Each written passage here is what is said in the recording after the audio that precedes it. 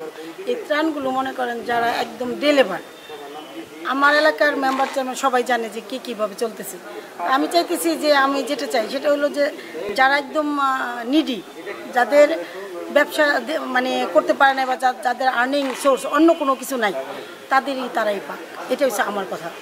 আর তাছাড়া মনে করেন যে মুখ চিনা যদি করে অথবা মনে করেন যে আমি জানি স্বজনপ্রীতি করে, তাহলে এটা দুঃখজনক।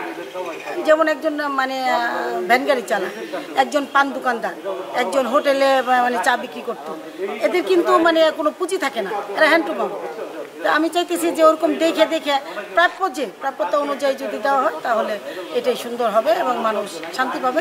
আমার সরকারের ভাবমূর্তি সুন্দর হবে এবং মানুষ দোরগোড়ায় প্রচুর যারা কষ্টে আছে তাদের কষ্ট লাঘব হোক। আমি যদিও একটা লোক ব্যবসা করে, দোকান করে, সে কিন্তু অনেক টাকা তার ব্যাংকে আছে, দোকান বন্ধ তাই কি হয়েছে, তার অনেক টাকা ব্যাংকে আছে, কিন্তু যে লোকটা ভ্যান চালাইতেছে, যে লোকটা অন্যান্য এই ধরনের কোনো কাজ করতেছে, তারা কিন্তু ব্যাংকে জমা নাই, তাদের কিন্তু এখন একদম অন্ন বন্ধ, তারা কিন্তু খুবই কষ্ট আছে। আমার জানা মতো অনেক দেখছি, কিন্তু এই জিনিসগুলো যেন এইটা কষ্ট আছে বলতে আপনি কি এটার এই ইয়েটা কম হচ্ছে পাইতেছেন এই জন্য, না স্বজনপ্রীতির জন্য তারা পাইতেছে না, কোনটা? মানে ত্রাণটা কম হচ্ছে দেখে তাদের কাছে পৌঁছাইতেছে না। আমাদের গ্রামে তো এখনো যাই নাই, কিন্তু কথা হয়েছে যে স্বজনপ্রীতি তো হবে। আপনার গ্রামটা কই? মালিকান্দা। আচ্ছা, এটা মানে না হোক, কারণ এই দুর্যোগ মুহূর্তে যে সময়টা, এই সময় যদি কারো অন্য কেউ যে নেয় তাহলে তার তো ভালো হবে না, আর ভালো হওয়ার কথা না। এই সময় যেন স্বজনপ্রীতি না হয়, কারণ এখন খুবই খারাপ অবস্থা, আর এটা কতদিন স্টে করে তাও বলা যায় না। এই জন্য এই মানুষের অন্ন নিয়ে কেউ যেন রাজনীতি না করে, কেউ যেন স্বজনপ্রীতি না করে, কেউ যেন আত্মসাৎ না করে, কারো খাবার কারো যেন ঘরে চলে না যায়, এইটুকু আমার আপনাদের কাছে বলার কথা বললাম। থ্যাংক ইউ যেন আমাকে সুযোগ দেওয়ার জন্য। আসলে বর্তমান বিশ্বজুড়ে অর্থনৈতিক একটা ধাক্কা খাচ্ছে করোনা ভাইরাসের কারণে, বিশেষ করে মফস্বল শহরগুলোতে, মফস্বলে যারা আছে দিন মজুর, যারা খেটে খাওয়া মানুষগুলো, তারা খুবই অসহায়ের মধ্যে আছে, যারা কাজ করতে পারতেছে না, বা দোকান যাদের বন্ধ, বা যারা অটোরিকশা চালায় সেগুলো বন্ধ, তাদের প্রচুর সমস্যা হচ্ছে। তো এই সমস্যাগুলো থেকে যারা যার এলাকা থেকে অনেকে এগিয়ে আসতেছে, তাদেরকে আমি ধন্যবাদ। আমাদের প্রশাসন থেকে অনেকে এগিয়ে আসতেছেন, আমি ধন্যবাদ জানাতে চাই আমাদের সাংসদ জনাব সালমান এফ রহমান সাহেবকে। তিনি অসংখ্য দরিদ্রদের মাঝে ত্রাণ বিতরণ করেছেন।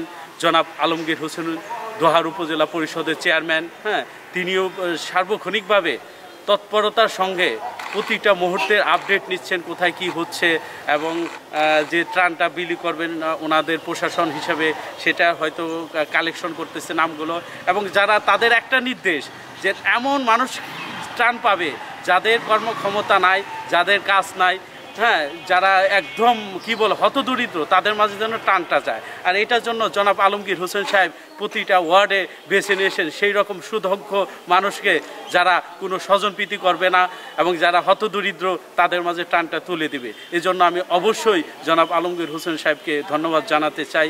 এখানে ধন্যবাদ জানাতে চাই আমাদের মাননীয় সংসদ জনাব সালমান এফ রহমান, যিনি প্রতিনিয়ত খবর নিচ্ছেন, যার নেতৃত্বে জনাব আলমগীর হোসেন সাহেব কাজ করে যাচ্ছেন। এই হলো অবস্থা। আর কিছু আমরা যেটুকু জানি যে ত্রাণ বর্তমানে যে হাহাকারের ভিতরে ত্রাণের ব্যবস্থা রাখা আছে সেটা পর্যাপ্ত পরিমাণে, আসলে এই বিষয়ে আপনি একটু কি বলবেন? আসলে আমাদের দেখতে হবে আমরা কতটুকু দিতে পারি। সবার তো একটা রেঞ্জ থাকে, একজন দুইজন কিন্তু পুরো মানুষকে দিতে পারবে না, কারণ আমাদের অধ্যুষিত যে এলাকা, যে দোহারের প্রায় অঞ্চলে কিন্তু অনেক হতদরিদ্র আছে, একজন মানুষের পক্ষে দেওয়া সম্ভব না। কিছু ত্রাণ হয়তো সংকট আছে, সেটা চেষ্টা করছেন আমাদের মাননীয় উপজেলা চেয়ারম্যান সাহেব, যেন এটা কিভাবে সুন্দরভাবে বন্টন করা যায় সেই বিষয়টা ওনা উপলব্ধি করতেছে, বারবার ওনারা এটা ইনকোয়ারি করতেছে কিভাবে দেওয়া যায়। তবে আমি চাইবো যাদের দেওয়ার সমর্থন আছে প্রত্যেকটা মানুষ এগিয়ে আসুন, হতদরিদ্রদের মাঝে তাদেরকে ত্রাণ দিন। প্রত্যেকটা মানুষ যদি দেন তাহলে হয়তো বেঁচে যাবে। আপনি চিন্তা করবেন, আপনার বাসায় যেমন খাওয়া দাওয়া হচ্ছে, আপনি দেখবেন আপনার পুরো পাশের বাড়ির মানুষটি কি খাচ্ছে, তার বাসায় কি চুলাটা জ্বালাচ্ছে, নাকি সে অনাহারে আছে। আমাদের উমর রাদিয়াল্লাহু আলাইহি ওয়াসাল্লামের কথা যদি বলি, তিনি কি করেছিলেন, প্রত্যেকটা সময় প্রত্যেকটা রাতে তিনি বিভিন্ন মহল্লায় ঘুরেছেন। কারা অনাহারে আছেন তাদেরকে দেখে তারা কি বলে যেন রাতের বেলা নিজের ত্রাণ কাঁধে করে নিয়ে তিনি পৌঁছেছেন। তো আমি এই জন্য কি বলবো, যেন ত্রাণ আরও দরকার, যাদের সামর্থ্য আছে তারা প্লিজ বেশি বেশি অসহায়দের পাশে এসে দাঁড়ান।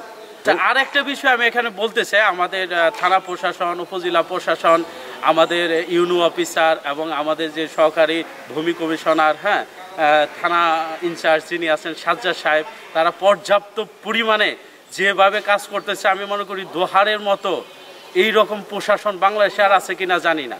প্রত্যেকটা মানুষ, রিবা ম্যাম, জ্যোতি বিকাশ চন্দ্র, তারপর সাজ্জাদ হোসেন সাহেব ইনচার্জ দোহার থানা, তারপর আমাদের আফরোজা আক্তার, রিবা আপা, তারা যেভাবে দূর টু দূর গিয়ে মানুষকে সচেতন করতেছে, মানুষকে কি বলে এটা, যেভাবে সহযোগিতা করতেছে, আমি আর কোনো থানায় পাই না। যার কারণে আমি তাদেরকে স্পেশাল ধন্যবাদ দিতে চাই। তাদেরকে সবাইকে ফলো করতে বলবো, যে বিভিন্ন থানায় যারা আছেন, যারা এই ফুটেজটি দেখবেন, তারা তাদেরকে ফলো করুন। তাদের মতো যদি সবাই হয়, তাহলে আমাদের প্রতিটা থানা এইরকম রূপদান করবে বলে আমি মনে করি।